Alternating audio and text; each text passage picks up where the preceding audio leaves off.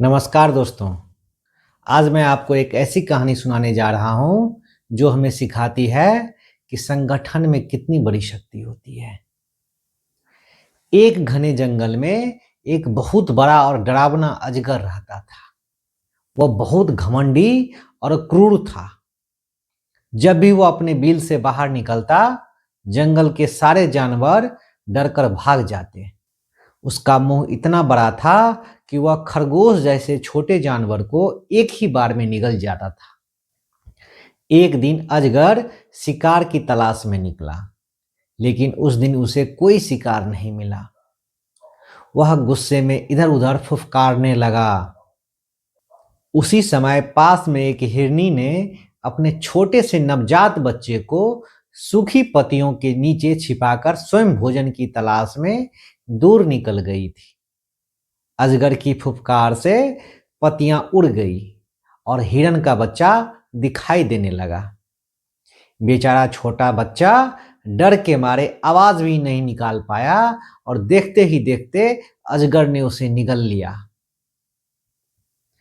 कुछ देर बाद जब हिरनी वापस आई तो उसने अपने बच्चे को अजगर का शिकार बनते देखा। वह रो पड़ी, उसका दिल टूट गया। हिरनी ने ठान लिया कि वह इस अन्याय का बदला जरूर लेगी। उसकी दोस्ती एक नेवले से थी। वह रोती हुई नेवले के पास गई और सारी बात बताई। नेवले को भी बहुत दुख हुआ। उसने कहा, मैं अजगर से अकेला नहीं लड़ सकता, लेकिन पास ही चींटियों का एक बड़ा घर है। उसकी रानी मेरी मित्र है। अगर वे साथ दे दें तो कुछ हो सकता है। हिरनी को भरोसा नहीं था, लेकिन नेवले ने कहा, संगठन में बहुत बड़ी ताकत होती है। नेवला हिरनी को लेकर चींटी रानी के पास गया। चींटी रानी ने पूरी बात सुनी और एक योजना बनाई। उसने कहा, तुम अजगर को उस संकरे रास्ते से लेकर आओ जहां नुकीले पत्थर है। बाकी काम हमारी सेना करेगी। अगले दिन नेवला अजगर के बिल के पास जाकर चिढ़ाने लगा। गुस्से से भरा अजगर उसके पीछे दौड़ा। नेवला उसे उसी पत्थरों वाले रास्ते से ले गया।